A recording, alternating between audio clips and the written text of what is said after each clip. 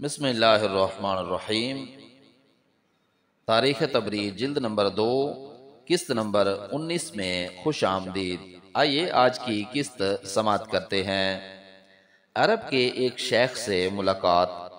آپ اور ایک صحابی سوار ہو کر باہر گئے اور عرب کے ایک شیخ کے پاس آئے اور اس سے پوچھا کہ قریش محمد صلی اللہ علیہ وآلہ وسلم اور اس کے ساتھیوں کی تم کو جو اطلاع ہو کہو۔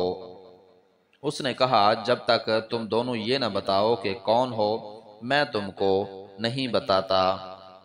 رسول اللہ صلی اللہ علیہ وآلہ وسلم نے فرمایا جب تم ہمیں بتا دو گے تب ہم تم کو بتائیں گے۔ اس نے کہا اس پر آمادہ ہو؟ رسول اللہ نے فرمایا ہاں۔ اس نے کہا مجھے اطلاع ملی ہے کہ محمد اور ان کے ساتھی فلاں دن مدینہ سے نکلے، اگر میری یہ اطلاع صحیح ہے تو آج وہ فلاں مقام پر ہوں گے۔ واقعہ بھی یہی تھا کہ رسول اللہ اسی مقام پر آ چکے تھے جس کا پتہ اس نے دیا تھا۔ نیز اس نے کہا اور مجھے اطلاع ملی تھی کہ قریش فلاں دن مکہ سے چلے تھے، اگر یہ اطلاع صحیح ہے تو آج وہ فلاں مقام میں ہوں گے۔ اور یہ بھی واقع تھا کہ اس دن وہ اس مقام پر تھے جو اس نے بتایا۔ ان خبروں کو بیان کرنے کے بعد اب اس نے پوچھا تم دونوں کون ہو؟ رسول اللہ نے فرمایا ہم چشمہ آب سے آئے ہیں۔ یہ کہہ کر آپ پلٹ گئے۔ وہ شیخ کہتا رہا کہ یہاں کے چشمہ پر رہنے والوں میں سے یہ نہیں، عراق کے دوآبے کے رہنے والے ہوں گے۔ 2 غلام سکوں کی گرفتاری۔ رسول اللہ صلی اللہ علیہ وآلہ وسلم صحابہ کے پاس واپس آ گئے۔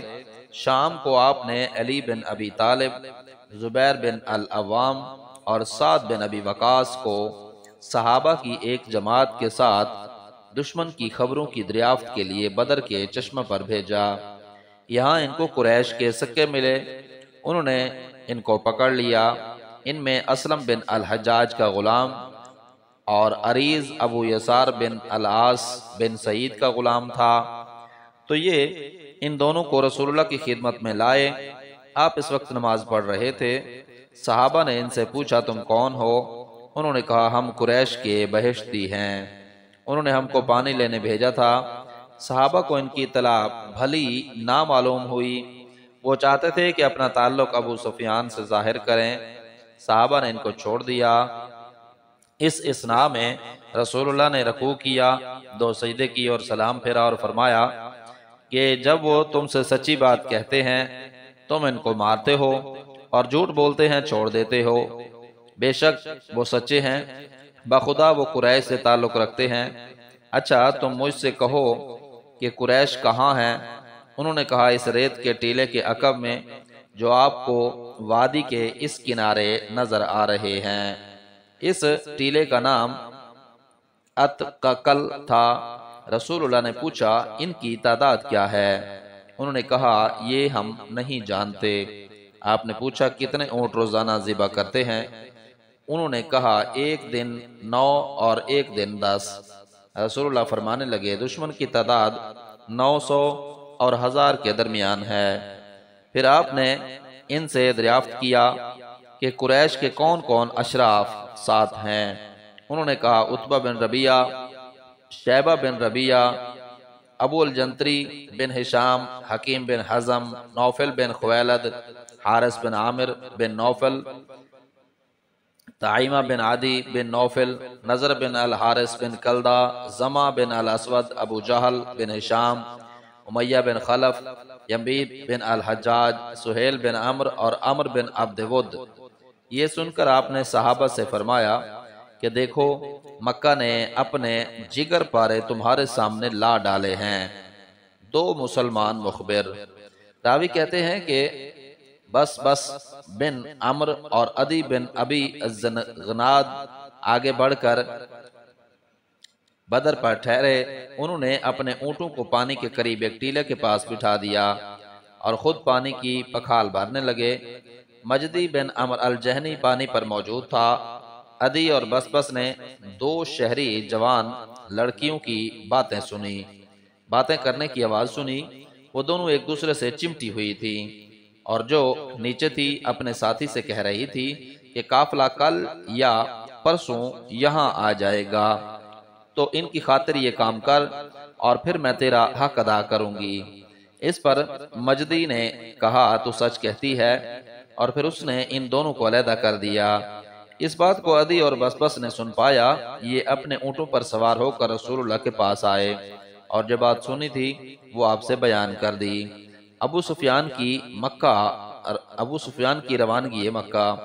ابو سفیان قافلہ کے لوٹے جانے کے خوف سے اس کے آگے تنہا بدر آ کر پانی پر ٹھہرا، اور مجدی بن عمرو سے پوچھا کسی دشمن کی آہٹ تو نہیں ملی؟ اس نے کہا میں نے کسی ایسے شخص کو تو نہیں دیکھا جو مجھے مشتبہ نظر آیا ہو، البتہ 2 شتر سوار اس ٹیلہ کے قریب آ کر اترے تھے۔ انہوں نے ایک پکھال میں پانی بھرا اور چلے گئے۔ ابو سفیان اس جگہ آیا جہاں اس کے اونٹ بیٹھے تھے، اس نے ان کی مینگنیاں اٹھائیں، ان کو ہاتھ سے توڑ کر دیکھا، اس میں کھجور کی گٹھلی نکلی۔ ابو سفیان کہنے لگا بخدا یہ مدینہ کا چارہ ہے۔ وہ سرت کے ساتھ اپنے ساتھیوں کے پاس پلٹ گیا اور فوراً اس سے اپنے قافلے کی راہ بدل دی، بدر کو بائیں جانب چھوڑ کر ساحل کے ساتھ ساتھ چلنے لگا، اور اب اس نے اپنی رفتار میں بہت تیزی کر دی۔ جہیم بن اسلط کا خواب۔ قریش بڑھتے ہوئے حجفہ پہنچے۔ یہاں جہیم بن اسلط بن مخرمہ بن المطلب بن عبد مناف نے خواب دیکھا اور بیان کیا کہ میں نے خواب دیکھا، حالانکہ اس وقت بیداری اور خواب کی بین حالت مجھ پر طاری تھی۔ میں نے دیکھا کہ ایک اسپ سوار آیا ہے، اس کے ساتھ اس کا ایک اونٹ ہے، اور اس نے ٹھہر کر کہا عتبہ بن ربیعہ، شیبہ بن ربیعہ، ابو الحکم بن ہشام، امیہ بن خلف اور فلاں اشخاص قتل کر دیے گئے۔ اس نے قریش کے ان تمام اشراف کے نام لیے جو اس جنگ میں قتل ہوئے تھے۔ نیز میں نے دیکھا کہ اس نے اپنے اونٹ کے سینے کو تلوار سے مجروح کیا اور پھر اسے فرودگاہ میں ہانک دیا، جس سے اس کا کوئی خیمہ ایسا نہ بچ سکا کہ اس کا خون نہ گرا ہو۔ ابو جہل کو اس خواب کی اطلاع ملی، کہنے لگا لیجئے بنو عبد المطلب میں ایک دوسرے نبی پیدا ہوئے، جب کل مقابلہ ہوگا تو معلوم ہو جائے گا کہ کون مارا جاتا ہے۔ ابو جہل کا بدر میں قیام پر اصرار۔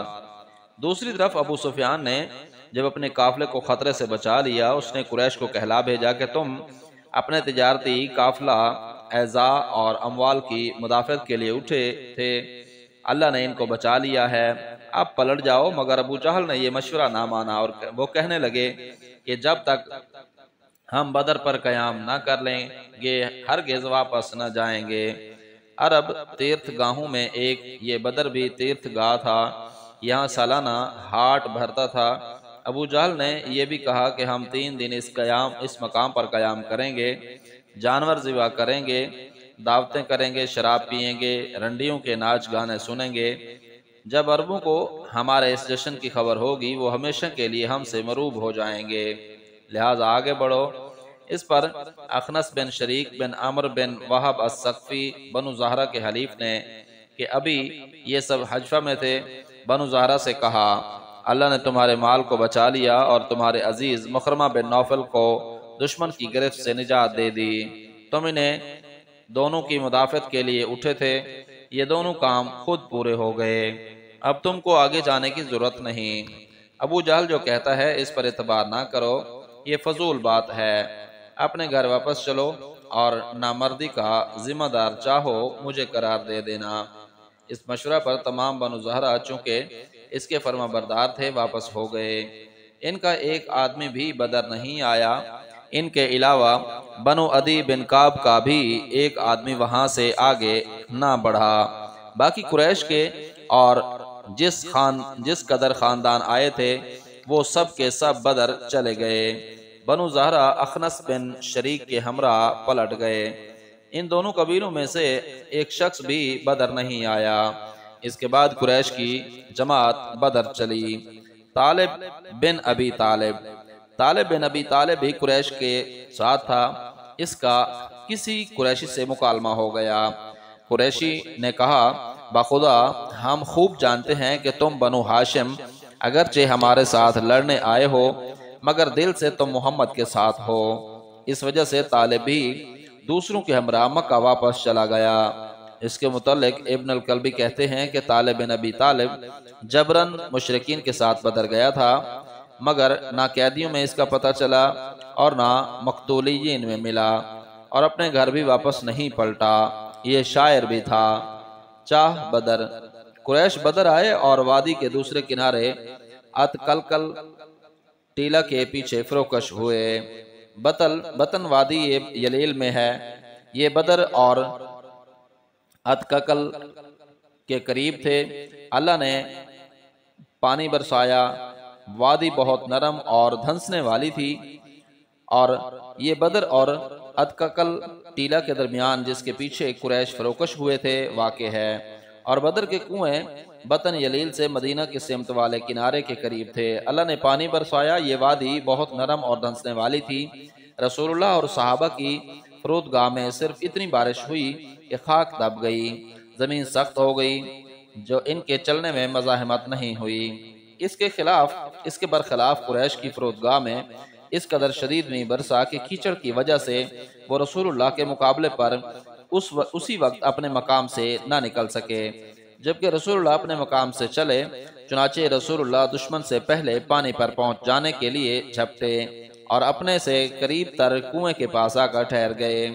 حباب بن المنذر کی رائے، حباب بن المنذر بن الجموح نے رسول اللہ سے عرض کیا کہ اگر اس مقام پر آپ اللہ کے حکم سے فروکش ہوئے ہیں تو اس کے متعلق ہمیں چون و چرا کی گنجائش نہیں، ہم اس سے نہ آگے بڑھنا چاہتے ہیں اور نہ پیچھے ہٹنا چاہتے ہیں۔ البتہ اگر یہ محض آپ کی رائے ہے اور آپ نے جنگ میں فائدہ اٹھانے کے خیال سے یہ چال چلی ہے تو اور بات ہے۔ رسول اللہ نے فرمایا ہاں یہ میری اپنی ثواب دید اور جنگی چال ہے۔ حباب نے کہا اگر ایسا ہے تو یہ جگہ آپ کے پڑاؤ کے لیے ہرگز مناسب نہیں ہے، آپ سب کو لے کر یہاں سے اٹھ کھڑے ہوں اور اس کنویں پر جو دشمن کے قریب تر واقع ہے جا کر منزل کریں، اور پھر اس کے پیچھے جتنے کنویں ہیں ان سب کو بیکار کر دیں، اور اس کنویں پر البتہ آپ ایک حوض بنائیں، اسے پانی سے بھر لیں، اس کے بعد ہم دشمن سے مصروف بیکار ہوتے ہیں، ہمیں پینے کے لیے پانی میسر رہے گا اور دشمن پانی سے محروم ہوگا۔ آپ نے فرمایا تمہاری رائے صاحب ہے۔ چنانچہ آپ اپنے تمام صحابہ کو لے کر اس مقام سے اٹھ کھڑے ہوئے اور چل کر اس کنویں پر آئے جو قریش کے قریب تر واقع تھا، وہاں اپنا پڑاؤ کیا اور آپ کے حکم سے بقیہ تمام کنویں اندھے کر دیے گئے۔ آپ نے اپنے کنویں پر ایک حوض بنایا، اسے پانی سے بھر دیا گیا اور پھر صحابہ نے اس میں برتن ڈال دیے۔ عریشہ رسول، سعد بن معاذ نے رسول اللہ سے عرض کیا کہ ہم آپ کے لیے کھجور کی شاخوں کی ایک جھونپڑی بنائے دیتے ہیں تاکہ آپ اس میں قیام فرمائیں، نیز آپ کی سواریوں کو آپ کے پاس ہی کھڑا رکھتے ہیں، پھر ہم دشمن سے لڑتے ہیں، اگر اللہ نے ہم کو دشمن پر غلبہ اور فتح عطا کی فہم المراد، اور اگر کوئی دوسری صورت پیش آئی تو اس وقت جناب والا اپنے اونٹوں پر سوار ہو کر ہمارے ان قوم والوں کے پاس جو یہاں آپ کے ساتھ نہیں آئے اور مدینہ میں رہ گئے جا سکتے ہیں، اور وہ بھی آپ کے ایسے ہی جانثار ہیں جیسے کہ ہم ہیں، ہم ان سے کسی طرح بڑھ کر نہیں۔ اگر ان کو اس بات کا یقین ہوتا کہ آپ شرکت فرمائیں گے تو وہ کبھی آپ کی معیت سے پیچھے نہ رہتے، اس لیے اللہ ان کے ذریعے آپ کی حفاظت کرے گا اور آپ کے ساتھ اخلاص برتیں گے اور آپ کے ہمراہ اپنی جانیں لڑا دیں گے۔ اس تقریر کو سن کر رسول اللہ نے ان کی تعریف کی اور ان کو دعائے خیر دی، پھر آپ کے لیے ایک جھونپڑی بنا دی گئی، آپ نے اس میں اقامت اختیار کی۔ دوسری طرف صبح کو قریش اپنے مقام سے بڑھے، جب رسول اللہ نے ان کو اتککل اس تودہ ریگ کی طرف جس سے وہ وادی میں آئے تھے بڑھتا دیکھا، آپ نے اللہ سے التجا کی کہ اے خداوند یہ قریش غرور نخوت کے ساتھ تجھ سے لڑنے اور تیرے رسول کو جھٹلانے آ گئے ہیں، تو نے جو مجھ سے نصرت کا وعدہ فرمایا ہے اسے پورا کر اور آج ہی ان کا خاتمہ کر دے۔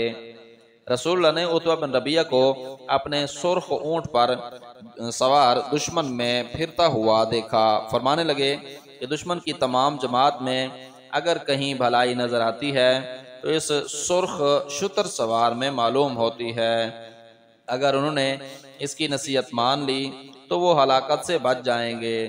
خفاف بن ایما کی قریش کو پیشکش۔ جب قریش خفاف بن ایما بن رحزۃ الغفاری کے پاس سے گزرے تو اس نے یا اس کے باپ ایما بن رحزہ نے اپنے بیٹے کے ہاتھ کچھ اونٹ کھانے کے لیے ان کو بھیجے تھے اور کہلا بھیجا کہ اگر چاہو تو اسلحہ اور سپاہ سے بھی مدد کروں، مگر قریش نے اس کے بیٹے کے ذریعے کہلا بھیجا کہ جہاں تک عزیزانہ تعلقات کا حق تھا وہ تم نے پورا کر دیا۔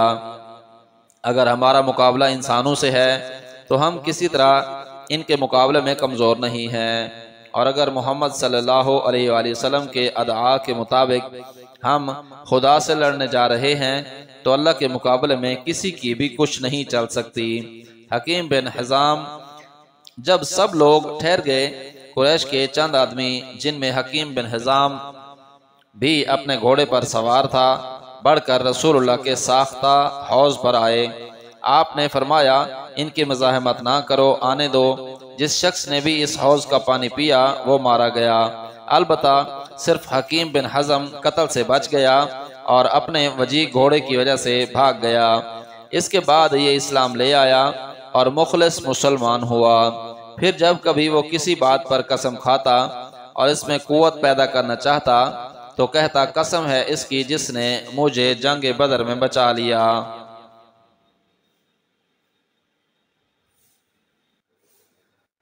عمیر بن وہب کی مسلمانوں کے متعلق رائے۔ جب قریش اطمینان سے فروکش ہو گئے، انہوں نے عمیر بن وہب الجمعی سے کہا تم جا کر محمد کے ہمراہیوں کی تعداد معلوم کرو اور ہمیں آ کر بتاؤ۔ اس نے اپنے گھوڑے پر رسول اللہ کی فرودگاہ کے گرد چکر لگایا اور پھر قریش سے آ کر کہا کہ یہ تو کم پیش 300 ہیں، مگر ذرا ٹھہرو میں یہ بھی دیکھ آتا ہوں کہ کسی اور جگہ دشمن کی گھات یا کمک تو موجود نہیں ہے۔ اس ارادے سے اب اس نے وادی میں گھوڑا چھوڑا، بہت دور نکل گیا مگر اسے کچھ دکھائی نہ دیا۔ اس نے قریش کو آ کر اطلاع دی کہ میں نے کوئی اور جماعت نہیں دیکھی، مگر یہ یاد رکھو کہ یہ لوگ دلی جانثار ہیں جن پر موت سوار ہے، یہ یثرب کے آب کش اونٹ ہیں، لا علاج موت ان پر سوار ہے، صرف ان کی تلواریں ان کا مامن اور ملجا ہیں۔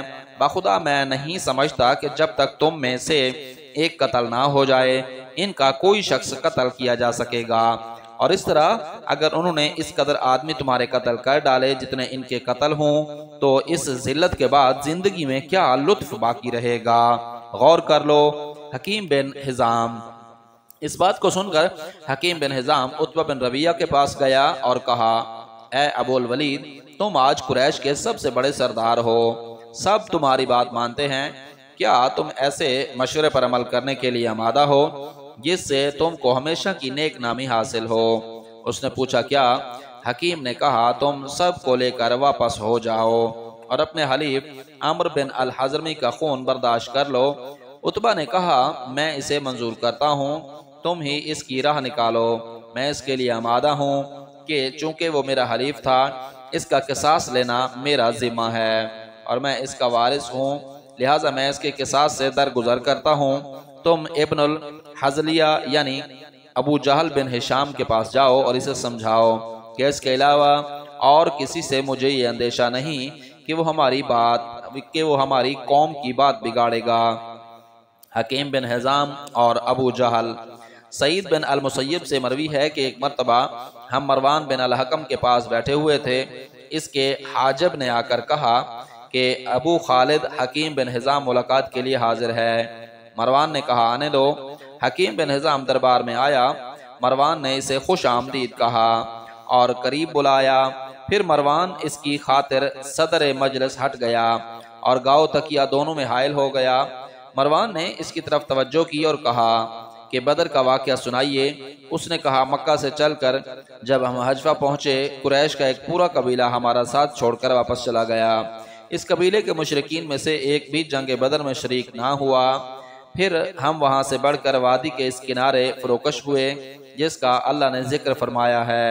میں عتبہ بن ربیعہ کے پاس گیا اور میں نے کہا، اے ابو الولید، کیا تم اس بات کو پسند نہ کرو گے کہ آج کی نیک نامی کا صحرا عمر بھر کے لیے تمہارے سر ہو؟ اس نے کہا، میں اس کے لیے تیار ہوں۔ وہ کیا بات ہے؟ میں نے کہا، تم صرف ابن الحضرمی کے خون کا بدلہ محمد سے لینا چاہتے ہو، وہ تمہارا حلیف تھا، تم اس کی دیت سے درگزر کرو اور یہاں سے سب کو لے کر پلٹ جاؤ۔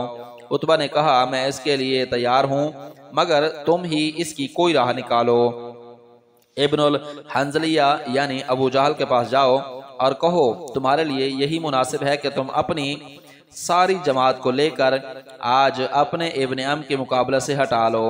میں ابو جہل کے پاس آیا، میں نے دیکھا کہ وہ مجمع میں گھرا ہوا ہے اور ابن الحضرمی اس کے سرانے کھڑا ہوا کہہ رہا ہے کہ میں نے اپنا رشتہ عبد الشمس سے فسخ کر دیا اور اب بنو مخزوم سے اپنا تعلق قائم کیا ہے۔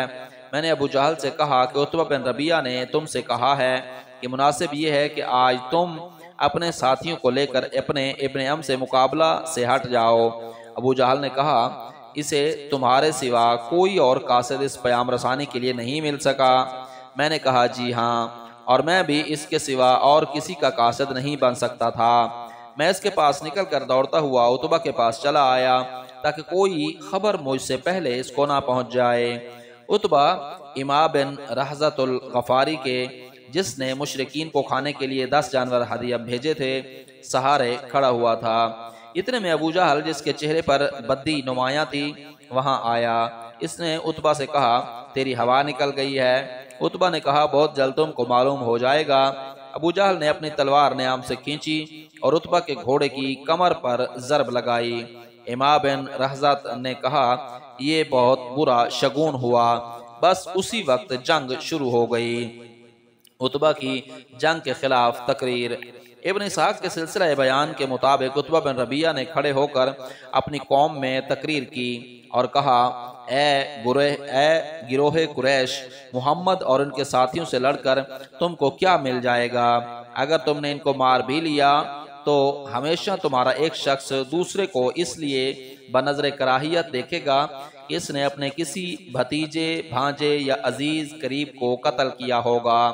تم واپس چلو اور محمد اور تمام عرب کو نمٹنے کے لیے چھوڑ دو۔ اگر اس نے اسے مار لیا اور فہم المراد، اور اگر اس کے خلاف ہوا تو اس کا فائدہ تم کو بھی ہوگا، اس لیے اب تم خود اس کے مقابلہ پر کچھ نہ کرو۔ حکیم کہتا ہے کہ میں ابو جہل کے پاس گیا، میں نے دیکھا کہ اس نے اپنی زرہ خرجی سے نکال کر پھیلا رکھی ہے اور وہ جنگ کے لیے آمادہ ہو رہا ہے۔ میں نے کہا، اے ابو الحکم، عتبہ نے مجھے اس پیام کے ساتھ تمہارے پاس بھیجا ہے۔ میں نے وہ پیام بیان کر دیا۔ ابو جہل کہنے لگا، محمد اور اس کے ساتھیوں کو دیکھتے ہی اس کی ہوا نکل گئی ہے۔ بخدا جب تک اللہ ہمارے اور محمد اور اس کے حمایتیوں کے درمیان قطعی فیصلہ نہ کر دے گا، ہم یہاں سے ٹلنے والے نہیں۔ اور عتبہ نے جو کچھ کہلا بھیجا ہے، اس کی اصل وجہ یہ ہے کہ اس کو یقین ہے کہ محمد اور اس کے ساتھی بھیڑ بکریوں کی طرح ذبح کر دیے جائیں گے۔ چونکہ ان کے ساتھ اس کا بیٹا بھی ہے، اس لیے وہ تم کو ان کے مقابلے پر خوف زدہ کر رہا ہے۔ ابو جہل کا عتبہ کو تانا۔ ابو جہل نے عامر بن الحضرمی کو بلا بھیجا اور اس سے کہا، یہ دیکھو، تمہارا حلیف سب کو واپس لے جانا چاہتا ہے، حالانکہ تمہارے بھائی کے انتقام لینے کا موقع تمہارے سامنے ہے۔ تم کھڑے ہو اور اپنے حق کی حفاظت اور بھائی کے قتل کو یاد دلاؤ۔ عامر بن الحضرمی اٹھا اور صف سے نکل کر اس نے اے میرا امر کا واویلا کیا۔ جنگ چھڑ گئی، بات بگڑ گئی، سب کے سب انتقامی جنگ کے لیے آمادہ ہو گئے اور عتبہ بن ربیعہ نے لوگوں کو جو مشورہ دیا تھا اس کو رد کر دیا گیا۔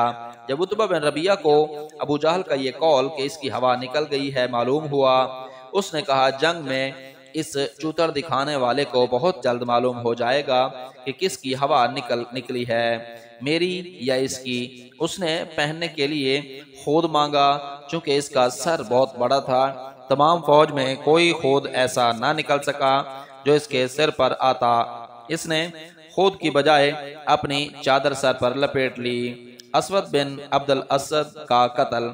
اسود بن عبد الاسد المخزومی جو ایک تنو خو آدمی تھا فوج سے برآمد ہوا اور کہنے لگا میں اللہ کے سامنے عہد کرتا ہوں کہ ان کے حوض کا پانی پیوں گا اور اسے منہدم کر دوں گا یا اپنی جان دے دوں گا۔ اس کے مقابلے کے لیے حمزہ بن عبد المطلب آگے بڑھے۔ مقابلہ ہوتے ہی حمزہ نے تلوار کے وار سے نصف ساق سے اس کا پاؤں قطع کر دیا۔ وہ اپنے منہ کے بل گر پڑا، خون سے لتھڑا اس کا پاؤں اس کے ساتھیوں کی طرف تھا۔ پھر وہ گھٹنوں کے بل گھسٹتا ہوا حوض کی طرف بڑھا اور اپنے زام میں اپنی قسم کو پورا کرنے کے لیے حوض میں گھس پڑا۔ حمزہ اس سے لپٹتے رہے اور اب انہوں نے تلوار سے اسے حوض کے اندر قتل کر دیا۔ عتبہ، شیبہ اور ولید کا خاتمہ۔ اس کے بعد عتبہ بن ربیعہ اپنے بھائی شیبہ اور بیٹے ولید بن عتبہ کے ساتھ، جن کے بیچ میں وہ تھا، میدان کاردار میں آیا اور اپنی صف سے برآمد ہو کر اس نے مبارزت طلب کی۔ اس کے مقابلے پر انصار کے 3 جواں مرد، جن میں حارث کے بیٹے عوف اور معوذ جن کی ماں افرا تھی، اور ایک اور شخص عبداللہ بن رواحہ نکلے۔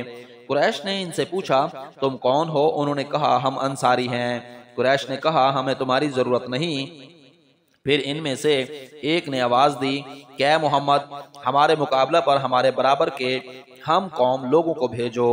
رسول اللہ نے فرمایا اے حمزہ بن عبد المطلب تم جاؤ، اے عبیدہ بن الحارث تم جاؤ، اے علی بن ابی طالب تم جاؤ۔ جب یہ تینوں حضرات مقابلہ پر نکلے، قریش نے پوچھا تم کون ہو؟ انہوں نے فردن اپنا نام بتایا۔ قریش نے کہا ہاں بے شک تم ہمارے برابر والے ہو۔ عبیدہ بن الحارث کا جو عمر میں سب سے بڑے تھے عتبہ بن ربیعہ سے مقابلہ ہوا۔ حمزہ کا مقابلہ شیبہ بن ربیعہ سے اور علی کا مقابلہ ولید بن عتبہ سے ہوا۔ حمزہ اور علی نے تو سامنا ہوتے ہی اپنے حریفوں کو فوراً قتل کر دیا۔ البتہ عبیدہ اور عتبہ نے ایک ساتھ ایک دوسرے پر تلوار کا وار کیا، جس سے دونوں اپنی اپنی جگہ ناکارہ اور بے دم ہو گئے، مگر اتنے میں حمزہ اور علی نے اپنے مقابلوں سے پلٹ کر ایک ساتھ عتبہ پر تلواریں ماری اور قتل کر دیا، اور اپنے ساتھی عبیدہ کو اپنی فوج میں اٹھا لائے۔ ان کا پاؤں قطع ہو گیا تھا اور نلی کا گودا بہہ رہا تھا۔ جب ان کو رسول اللہ کی خدمت میں پیش کیا گیا، انہوں نے کہا رسول اللہ کیا میں شہید نہیں ہوں؟ آپ نے فرمایا بے شک تم شہید ہو۔ عبیدہ نے کہا اگر ابو طالب زندہ ہوتے تو ان کو معلوم ہوتا کہ ان کے اس شعر کا صحیح مصداق میں ہوں، تا وقت ہے کہ ہم اس کی حمایت میں قتل نہ ہو جائیں اور اپنے اہل و عیال کو بھول نہ جائیں، ہم کبھی اسے بے یار و مددگار نہیں چھوڑیں گے۔ مسلمانوں کو پیش قدمی کی ممانعت۔ عاصم بن عمرو بن قتادہ سے مروی ہے کہ جب انصار کے ان 3 صاحبوں نے اپنا پتہ بتایا، عتبہ بن ربیعہ نے کہا ہاں تم ہمارے برابر والے ہو اور شریف ہو، مگر ہم صرف اپنی قوم والوں سے لڑنا چاہتے ہیں۔ اس کے بعد فریقین نے ایک دوسرے پر یورش کر دی اور مل جل گئے۔ رسول اللہ نے صحابہ سے کہہ دیا تھا کہ جب تک میں حکم نہ دوں تم حملہ نہ کرنا، اور اگر دشمن پیش قدمی کرے حملہ آور ہو تو پہلے تیروں سے اسے روکنا۔ رسول اللہ اس روز اپنی جھونپڑی میں تشریف فرما تھے۔ آپ کے ساتھ ابو بکر تھے، حضرت محمد صلی اللہ علیہ وآلہ وسلم اور حضرت سواد بن غزیہ۔ کئی صاحبوں سے مروی ہے کہ بدر میں رسول اللہ نے اپنی صفیں برابر کی۔ آپ کے ہاتھ میں ایک بیر کی چھڑی تھی جس سے آپ صحابہ کو برابر کر رہے تھے۔ آپ سواد بن غزیہ بنو عدی النجار کے حلیف کے پاس آئے، وہ سب سے آگے بڑھے ہوئے تھے۔ آپ نے ان کے پیٹ میں چھڑی چبھو دی اور فرمایا اے سواد بن غزیہ برابر رہو۔ انہوں نے کہا اے رسول اللہ آپ نے مجھے تکلیف پہنچائی، اللہ نے آپ کو نبی برحق مبعوث فرمایا ہے، آپ اس کا معاوضہ دیں۔ رسول اللہ نے فوراً اپنا پیٹ کھول دیا اور کہا لو اپنا بدلہ لے لو۔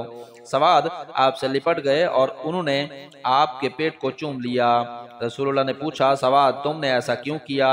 کہنے لگے رسول اللہ آپ دیکھ رہے ہیں کہ جنگ ہو رہی ہے، ممکن ہے میں مارا جاؤں، میں چاہتا تھا کہ آخری مرتبہ آپ سے مل لوں اور میری جلد آپ کی جلد سے مس ہو جائے۔